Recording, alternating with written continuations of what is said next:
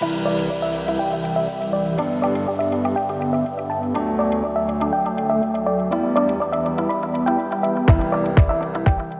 health and wellness providers, we know that better patient outcomes require a whole person, multidisciplinary approach that we just can't provide on our own.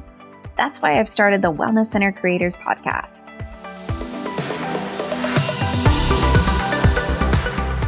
I'll be bringing you interviews with experts, tips, tricks, secrets, resources, systems, and solutions so that you don't have to reinvent the wheel.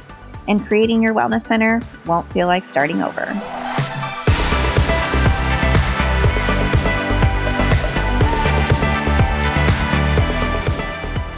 I'd like to start today's show with a shout out to our show sponsor, Jane. Jane is a practice management software with a fully integrated PCI compliant payment solution called Jane Payments, designed to manage all of your payment needs. The team at Jane knows that every practice is unique, and that means your payment needs are unique too. With that in mind, the team at Jane has created a payment personality quiz to identify how Jane Payments can help you save time and get paid faster. It only takes a few minutes to fill out, and the results of the quiz will help you decide whether online payments are the way to go or if a terminal is helpful for you based on how you practice. We use Jane Payments for all of our transactions here at Vancouver Wellness Studio, and it has made our workflow so much easier so we can focus on what matters most, our patient care. You can take the quiz at jane.app/payments. Don't forget, listeners can use the code WELLNESS1MO at jane.app/start for a 1-month grace period on your new Jane account.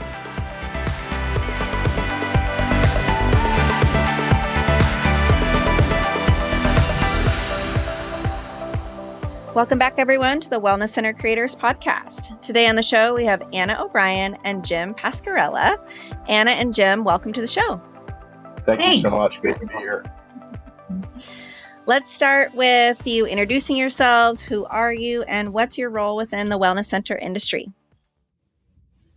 Yeah, so again, my name's Anna O'Brien. I am a licensed professional counselor and board-certified art therapist in the Philadelphia suburbs. So I, of course, have entered this world as a therapist. We worked in a hospital setting, then grew up, and then I started my own practice. And from that, that's kind of how I met Jim. He was helping to start a affordable wellness practitioner space that I was using some space out of during the pandemic, just for quiet place away from my rowdy small children at that time for telehealth. And so I met Jim, and we kind of started brainstorming about ways to use unused space as things were starting to open up. And that the rest is kind of history with that. We've now kind of have two really neat communities that we help run with all sorts of different wellness practitioners. Yeah. Jim, do you want to jump in? Sure. So I'm Jim Pasquarella, Anna's business partner in the Be Well private practice communities. And as Anna has suggested, we got to working with one another in the context of landlord and tenant in a wellness center that was started on the campus of a church that I belong to. And this wellness center got its seed in 2019, and we opened the building in 2019 after a renovation that was 4 months before a government-ordered shutdown of the building. And so it was an interesting time to start this micro business. And so, but we found that the group of collaborative wellness practitioners throughout the building representing different approaches and modalities were terrific tenants and really got along really well. And so, as it won't be a surprise to the listeners of this podcast, it's a terrific segment of tenants to serve. And so we really enjoyed that process. And in our work, we found ways to serve practitioners in really unique ways within the therapy space in particular, of which Anna's being a therapist who's keenly aware of their needs. My background is leveraged I've got a background in commercial real estate in the Philadelphia region and was actively interested in ways in which smaller tenants can utilize shared space on a flexible basis. And some call this shared model, flexible co-working in an office environment. People might call it co-working. And so it's been interesting to see that come to life with a specialty towards therapists. Sounds amazing. So every business, has a need or solves a problem. It sounds like your business started one way, and I'm curious kind of the trajectory through the pandemic and then present day. What need do you feel like your business is filling at this point in time? So a lot of the people who are members with us are therapists, though, at the initial space that we've started, there's a lot of other practitioners within the space as well. Massage therapy, Reiki, some cranial sacral therapy, yoga, some really interesting things happening there. And then we have a few offices that are predominantly, they're set up more for therapy, or 4 offices in that space particularly that are set up for therapy or occupational therapy, speech therapy, dietitians. It's more kind of a meeting space. And then our second location is, all those used spaces, the office spaces that people are members of. So the need that it helps serve is one that has really been created, I think, from the pandemic, where a lot of clinicians now do not need a traditional lease. So, in fact, they're a little bit shy about signing one because of how much things have changed and the fear of what happens if there was another shutdown, another pandemic. So what we're trying to do is help clinicians such as myself who are hybrid, who practice telehealth and in person and don't need as much in-person space. So maybe they're able to do from their home office a lot of their telehealth, and they only need some hours during the week to see people in person. Or perhaps they're starting their business and the overhead of an expensive lease is too much. Or perhaps they are really enjoying the financial side of being in private practice, but they're missing the community side and the built-in referrals of being within a community of practitioners. So we're trying to meet that need of people who really want to create their own schedule. They don't want to be locked in and sublet just one day a week, and they can really pick and choose their schedule and enjoy the benefits of community while having the autonomy of growing their private practice.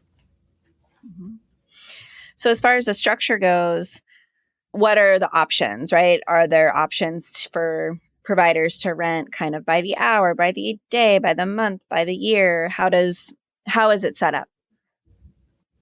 Yeah, so there are a myriad of options throughout the building. If we're talking about the wellness center that we've created our first location in, it runs anything from multi-month leases to the ability within, for example, the space that we have dedicated for flexible shared use by therapists.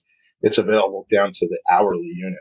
And so what makes it fantastic, the value proposition for our customer member, is that they get to only be paying for office space use when they're actually billing time as a practitioner, right? And so we really built our pricing around the model of making sure that the amount that they're paying for their office use does not exceed a certain percentage of what their hourly rate is. And so that makes it a really strong value proposition for them in their private practice. And the way that we are able to do that, it's only enabled because of fantastic software that allows us to do it. There's no way around administering the people side and the management of space without having the right software. And so we've been heavy believers from day one that if we get the right software solution in place, we can best serve customers by offering it down to that hourly basis. And so our members get the ability to go on to our own custom app, and they can select the space that works best for their needs for that particular client that they're going to have. And they're able to reserve that in a self-service model. And they use an allocation of hours that they purchase. So they can pre-purchase hours. They purchase them in 20-hour increments is what we found works really well. And they can, if they run over and they've got a really busy month and they're meeting a lot of people in person and they need an office more frequently, then we're happy to deliver that to them, right? Because that means they're doing well, and we do well when they do well. So it's really liberated them from having to have a fixed lease with all the costs that are involved in that. And now they're able to plug and play, join us the day after they tour, and start meeting clients right away. And it's been a fantastic experience for them. And it, I think one of the things that we have learned as we've grown into our second location is how to do marketing effectively. And we were sort of blessed to not have to learn some of the trials and tribulations of what works from a marketing perspective, because right out of the gate, we found that our best marketing source were members referring other members. And that's been terrific to building community. It's also a good testament that the value that people are receiving, they feel really good about it to where they're willing to tell their colleagues. And that's been a terrific thing to see. So why did you choose this model and not a group practice where you're hiring clinicians or hiring other modalities? Really, there's kind of a lot of reasons for that. One is running a group practice. I have several friends who do that. It's a lot of work, and there's a lot of overhead involved with that. There's a lot of managing of people. And sometimes it really cannot be as profitable as other people may think it is when you get into it. And lots of headaches are involved. You're also managing people's business. Like you're managing their EHR software that they use, and you're making protocols. What's really beautiful about this model is that it is profitable and that we are able to, since we have a lot of members, and in ways it's kind of like a gym where, some people might sign up for hours, but really be predominantly using it for an office for emergency appointments or for mailing address reasons. So we're able to profit off of that. We're able to really help build value for our members by having this amazing referral resource. And that goes beyond just the therapist, because in our space where we have a lot of massage therapists and yoga, a lot of times, the things we're talking about in therapy are methods of self-care.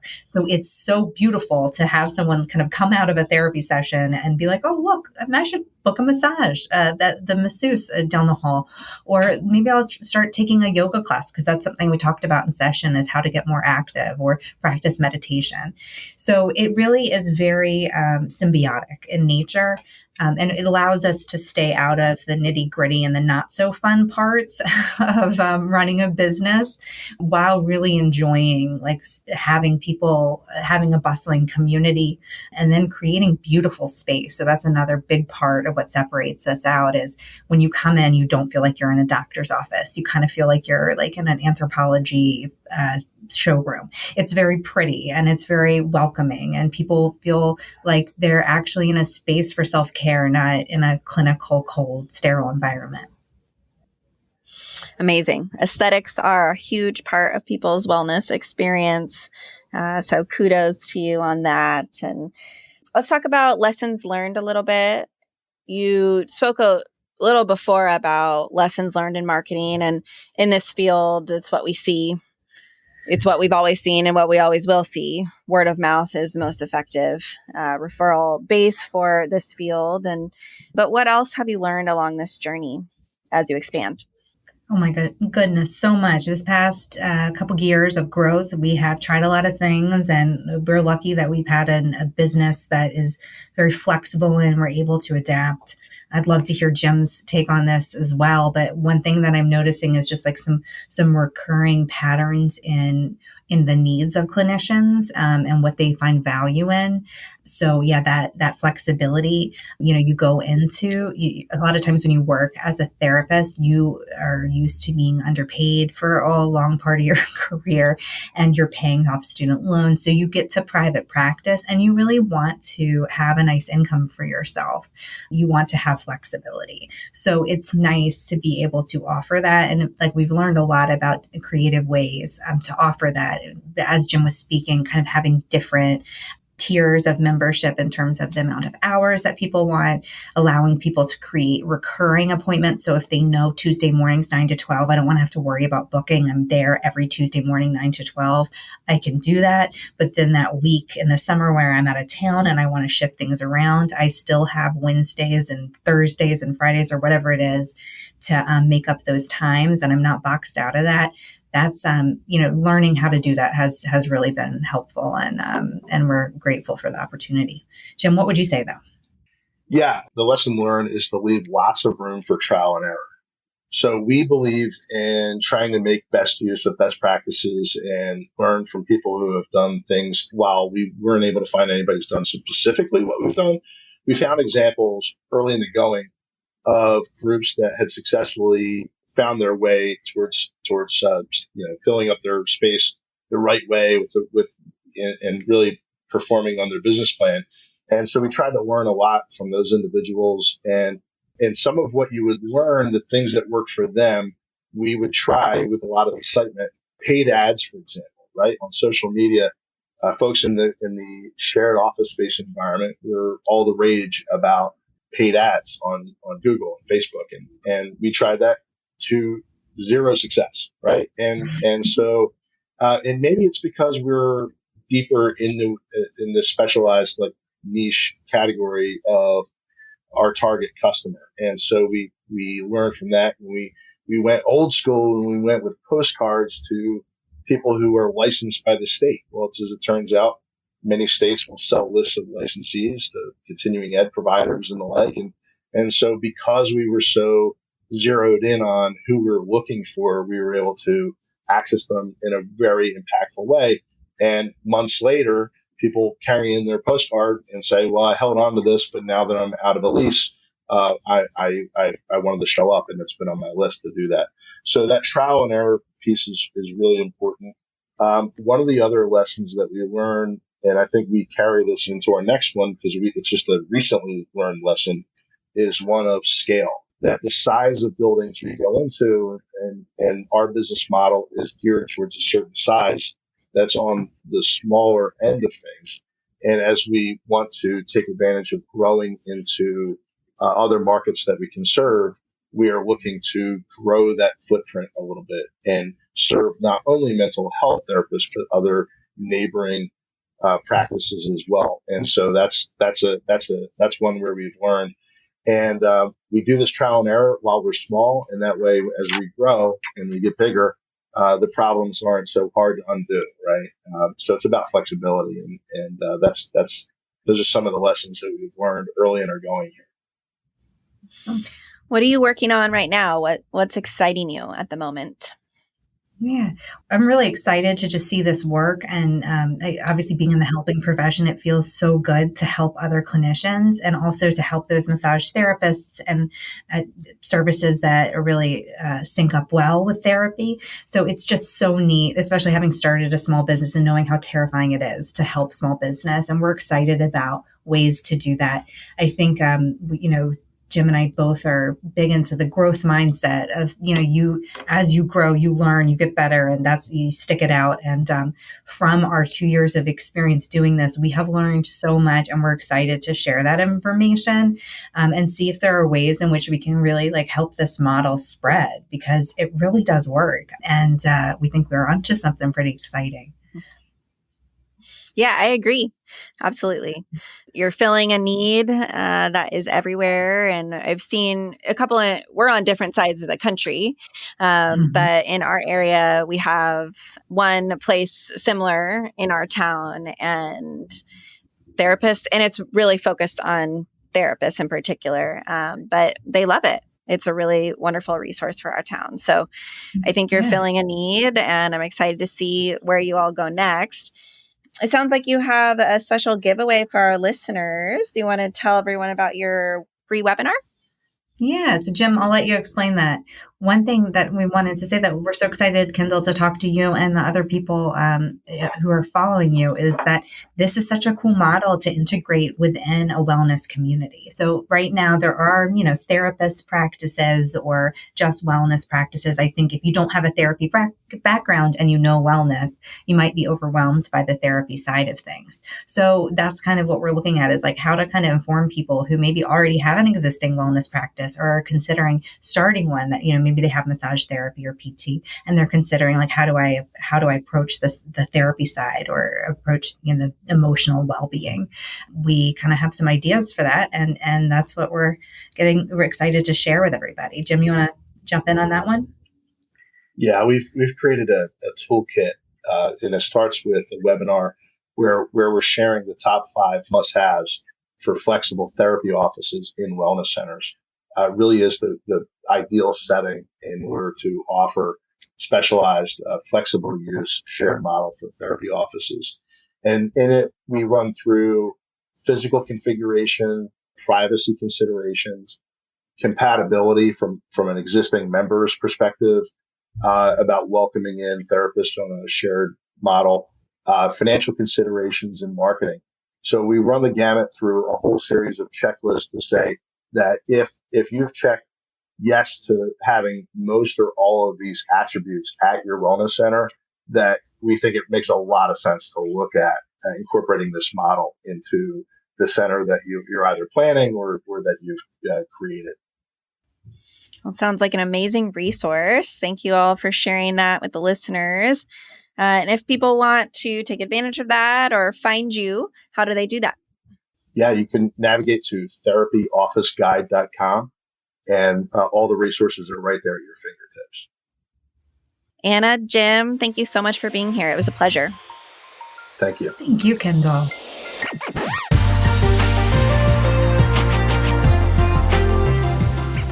Thanks so much for listening to the Wellness Center Creators Podcast.